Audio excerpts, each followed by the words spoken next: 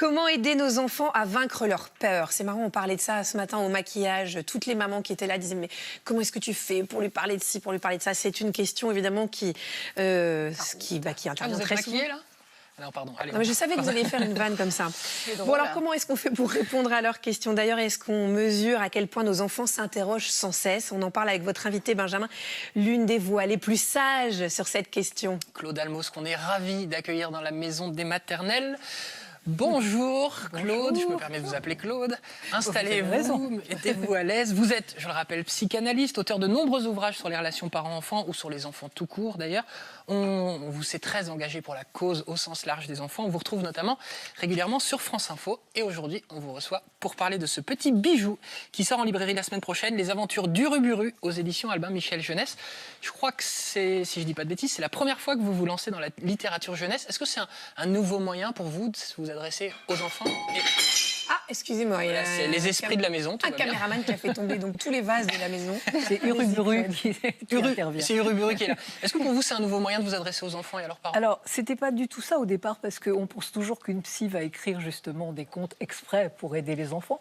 Et là, c'était pas ça du tout. C'est des contes qui me sont venus comme ça il y a très longtemps. C'était à peu près il y a 15 ans, pendant des vacances.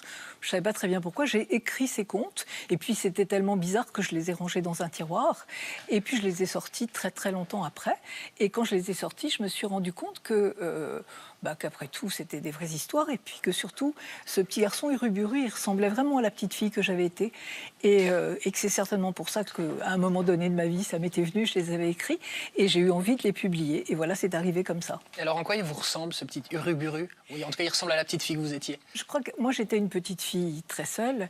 Les enfants sont souvent seuls. Alors, il y a les enfants qui sont seuls parce qu'on ne s'occupe pas d'eux. Mais les enfants sont souvent seuls parce que les adultes ne se rendent pas compte de tout ce qui se passe à hauteur d'enfant, comme on dit. Vous savez, les adultes pensent souvent que eux, ils sont grands, les enfants sont petits.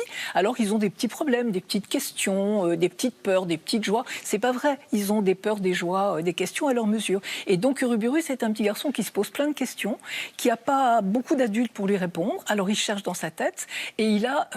Par contre, dans le monde où il vit, il y a quelque chose qui est formidable, c'est qu'il y a des animaux dont il parle la langue et qui parlent avec lui et qui vont pouvoir l'aider. Alors on sait à la fin du volume comment il a réussi à parler la langue des animaux, mais ce sont ces animaux qui l'aident à tous les moments. C'est ça, ce qui est intéressant, c'est qu'il est seul tout en étant entouré, ce qui est sans doute le cas de beaucoup d'enfants. Ils sont notamment seuls dans leurs pensées, dans leurs réflexions.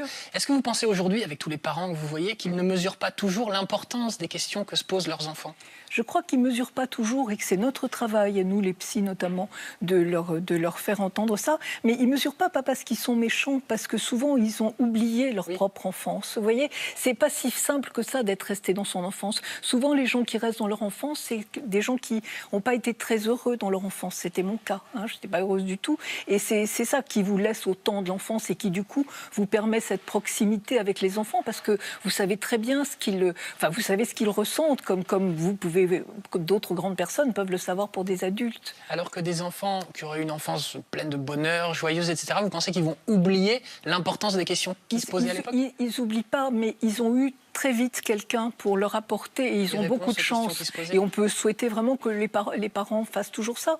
Apporter la réponse, faire évoluer la question, apporter la réponse. Les parents ne se rendent pas compte à quel point une simple parole peut tellement délivrer l'enfant et à contrario, à quel point le manque de cette parole peut le faire qu'il ait des journées de questionnement dans sa tête qui vont être terribles. Alors, quand on n'a pas eu ce questionnement terrible, on est moins proche de ça.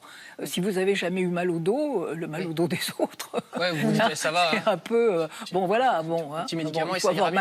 Si on a eu mal au dos soi-même, comment vous dire? Un peu plus la mesure. Alors, un exemple de question que se pose Uruburu, il a peur de partir au pays des rêves. Quand il était petit, il tremblait à l'idée d'aller au lit, des bruits sortaient du plancher, la fenêtre bougeait. Bref, il stressait seul dans son lit. Il va rencontrer un rhinocéros qui va lui parler. Qu'est-ce que vous conseillez, vous, aux parents qui, ça aussi, c'est, j'imagine, assez fréquent, dont les enfants ont une trouille bleue au moment d'aller se coucher? Là, il faut prendre, c'est important, on ne prend pas ça à la légère. Mais d'abord, je crois que si on ne prend pas ça à la légère, l'enfant l'entend.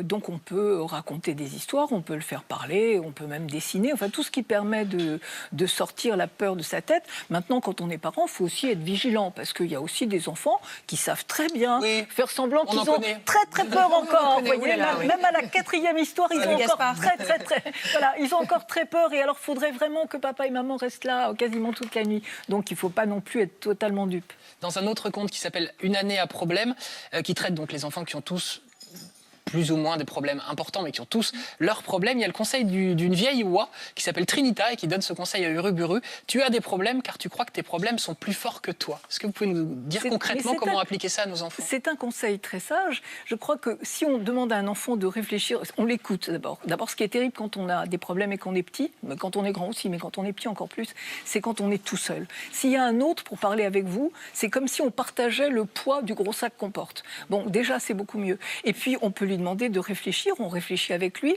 pourquoi tu crois que c'est si compliqué avec ce copain, qu'est-ce qu'on pourrait faire, etc.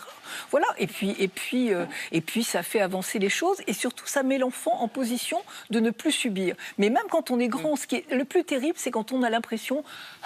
Voilà, on est écrabouillé par le truc, on ne peut plus rien faire, on subit. Alors quand on est actif, c'est lourd le sac, mais on peut le porter quand même, surtout si on vous aide. Et je crois que c'est un conseil très sage qu'on lui donne à Uruburu. Passionnant, Claude Almos. Merci beaucoup d'être venu nous parler. J'espère qu'on vous réinvitera prochainement pour vous entendre plus longtemps. En attendant, Les Aventures d'Uruburu sort mercredi prochain, si je ne dis pas de bêtises, aux éditions Albin Michel Jeunesse. À bientôt. C'est beau, en à plus, bientôt. de très beaux contes, très bien illustrés.